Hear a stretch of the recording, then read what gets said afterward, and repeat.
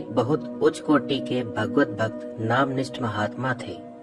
उनके समीप ही उनका एक शिष्य रहता था। एक समय की बात है कि वे महात्मा कहीं बाहर गए हुए थे। उसी समय उनकी कुटिया पर एक व्यक्ति आया और उसने पूछा, महात्मा जी कहाँ हैं? शिष्य ने कहा, स्वामी जी महाराज तो किसी विशेष कार्यवश बाहर पधारे हैं, आपको कोई काम हो तो कहिए। आगंतुक ने कहा, मेरा लड़का अत्यधिक बीमार है, उसे कैसे आरोग्य लाभ हो? महात्मा जी की अनुपस्थिति में आप ही कोई उपाय बताने की कृपा करें। शिष्य ने उत्तर दिया, एक बहुत सरल उपाय है। राम नाम को 3 बार लिख ले और उसे धोकर पिला दे, बस इसी से आराम हो जाएगा। आगंतुक अपने घर चला गया। दूसरे दिन वह व्यक्ति बड़ी प्रसन्न मुद्रा से महात्मा जी की कुटिया पर आया। उस समय महात्मा जी वहां पर उपस्थित थे। उनके चरणों में साष्टांग दंडवत प्रणाम करके उसने बड़े ही विनम्र शब्दों में हाथ जोड़कर निवेदन किया, स्वामी जी महाराज, आपके शिष्य तो सिद्ध पुरुष हैं। कल की बात है, मैं यहाँ आया था। उस समय आप कहीं बाहर पधारे हुए थे। केवल ये आपके शिष्य थे। आपकी अनुपस्थिति में इन्हीं से मैंने अपने प्रिय पुत्र की रोग निवृत्ति के लिए उपाय पूछा। तब इन्होंने बतलाया कि 3 बार राम नाम लिखो और उसे धोकर पिला दो। मैंने घर जाकर ठीक उसी प्रकार किया और महान आश्चर्य एवं हर्ष की बात है कि इस प्रयोग के करते ही लड़का तुरंत उठ बैठा, मानो उसे कोई रोग था ही नहीं। ये सुनकर महात्मा अपने शिष्य पर बड़े रुष्ट हुए और उसके हित के लिए क्रोध का नाटक करते हुए बोले, अरे मूर्ख, इस साधारण सी बीमारी के लिए तूने राम नाम का 3 बार प्रयोग करवाया। तू नाम की महिमा तनिक भी नहीं जानता। अरे एक बार ही नाम का उच्चारण करने से अनंत कोटि पापों का और भयंकर रोग का नाश हो जाता है और मनुष्य अनामय परम पद को प्राप्त हो जाता है। तो इस आश्रम में रहने योग्य नहीं, अतः जहाँ तेरी इच्छा हो चला जा। इस पर शिष्य की आंखों में आंसू आ गए और उसने अपने गुरुदेव से बहुत अनुनय विनय की। संत तो नवनीत हृदय होते ही हैं, ऊपर से भी पिघल गए और उसके अपराध को भी क्षमा कर दिया। लेकिन महात्मा जी अपने शिष्य को भगवान नाम के मूल्य के बारे में समझाना चाहते थे। इसके लिए उन्होंने एक उपाय सोचा। महात्मा जी ने चमचम करता हुआ एक सुंदर चमकीला पत्थर कहीं से निकाला और उसे शिष्य के हाथ में देकर कहा, तू शहर में जाकर इसकी कीमत करा ला, परंतु सावधान, इसे किसी कीमत पर बेचना नहीं है, केवल कीमत भर अंकवानी है। कौन क्या कीमत आंकता है, इसे लिखकर लौट आना। शिष्य उसे लेकर बाजार चल दिया। सबसे पहले एक साग बेचने वाली मालिन मिली। उसने पत्थर निकालकर उसे दिखलाया और पूछा, तो इसकी अधिक से अधिक क्या कीमत दे सकती है? साग बेचने वाली ने पत्थर की चमक और सुंदरता देखकर सोचा, यह बड़ा अच्छा पत्थर है, बच्चों के खेलने के लिए बड़ी सुंदर वस्तु है। वह बोली, इसकी कीमत में 1.5 सेर मूली या आलू या जो साग तुम्हें पसंद हो ले सकते हो। बेचना नहीं है कहकर शिष्य आगे बढ़ा तो एक बनिए से भेंट हुई। उससे पूछा, सेठ जी, इस पत्थर का मूल्य आप क्या दे सकते हैं? बनिए ने विचार किया, पत्थर तो बड़ा ही सुंदर तथा चमकीला है और खूब वजनदार भी है, अतः सामान तोलने में इसका अच्छा उपयोग हो सकता है। उसने कहा, 1 रुपया दे सकता हूँ। उसे इनकार करके शिष्य आगे चला तो एक सुनार की दुकान पर पहुंचा। सुनार ने देखकर विचार किया कि यह तो अपने बड़े काम की चीज है, इसे तोड़कर बहुत से पुखराज बनाए जा सकते हैं।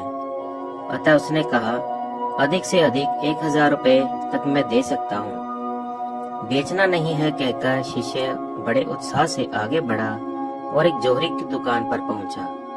पहले जब गुरुदेव के पास से चला था तब तो उसे किसी जौहरी के पास जाने का साहस ही नहीं होता था, पर ज्यों-ज्यों उस पत्थर के मूल्य में वृद्धि होती गई त्यों त्यों उसका साहस भी बढ़ता गया।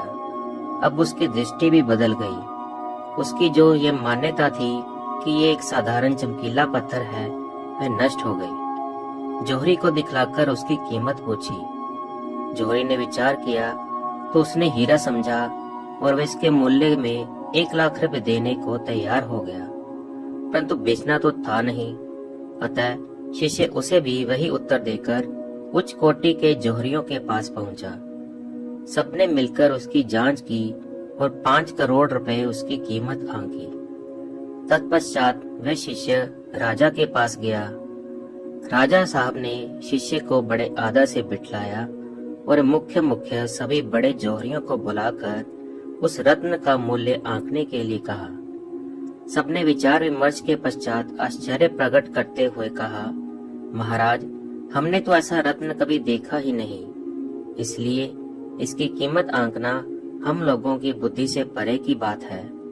हमें तो ऐसा प्रतीत होता है कि यदि आप अपना संपूर्ण राज्य भी दे दें तो वह भी इसके मूल्य में पर्याप्त नहीं। महाराज ने शिष्य से पूछा, ऐसा अनुपम रत्न तुम्हें कैसे मिला? शिष्य ने उत्तर देते हुए कहा, इसे मेरे गुरुदेव ने मुझे देकर केवल मूल्य पता करने के लिए ही भेजा है, पर बेचने की आज्ञा नहीं है।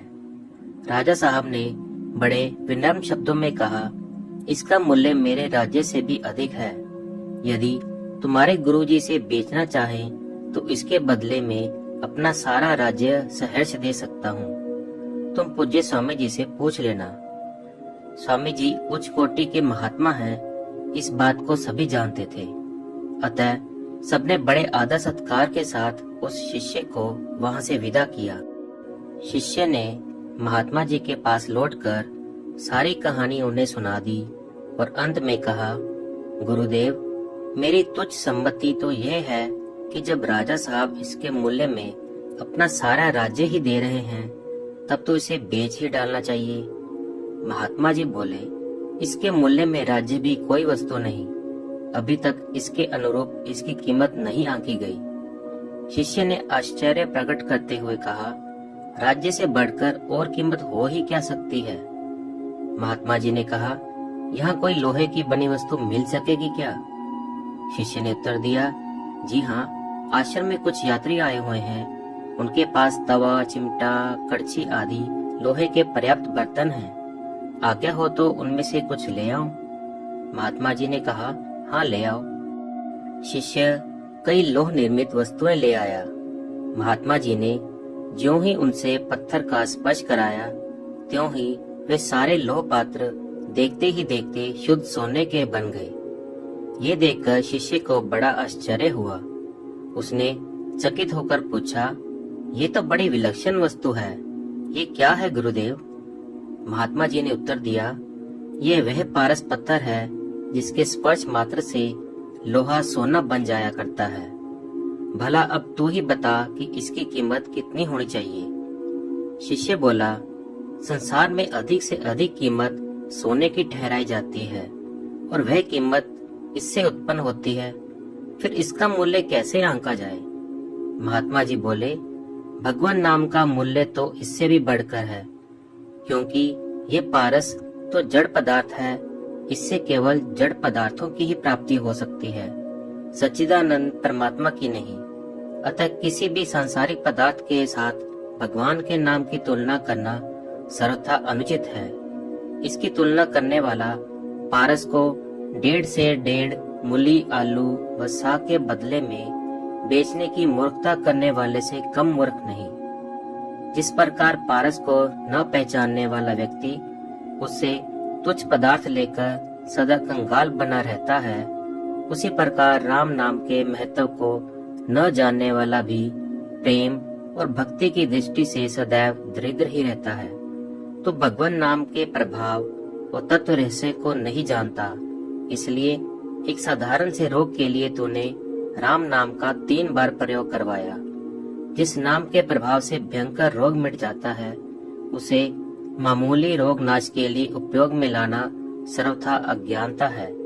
तेरी इस अज्ञानता को मिटाने के लिए ही तुझे पारस देकर भेजा था। ये सुनकर शिष्य भगवान नाम का प्रभाव समझ गया और अपनी भूल के लिए बार बार क्षमा याचना करने लगा।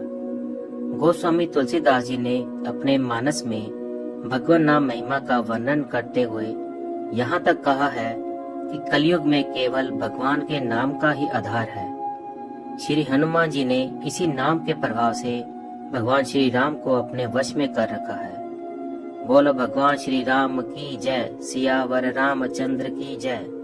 दोस्तों, अगर आपको ये कहानी अच्छी लगी तो प्लीज इसे लाइक कीजिए, शेयर कीजिए और मेरे चैनल पर इसी प्रकार की अच्छी अच्छी कहानियाँ सुनने के लिए सब्सक्राइब करना ना भूलें। धन्यवाद। जय श्री राम। फिर मिलेंगे दोस्तों एक नई कहानी के साथ। तब तक के लिए हंसते रहें, मुस्कुराते रहें, अपना ख्याल रखें और इसी तरह हमारे साथ जुड़े रहें। धन्यवाद। अगर आपको ये कहानी अच्छी लगी और इससे कुछ सीख मिली तो चैनल को सब्सक्राइब ज़रूर करें। आपका एक सब्सक्राइब हमें इसी तरह से नई नई कहानियाँ आपके लिए लाने के लिए प्रेरित करता है।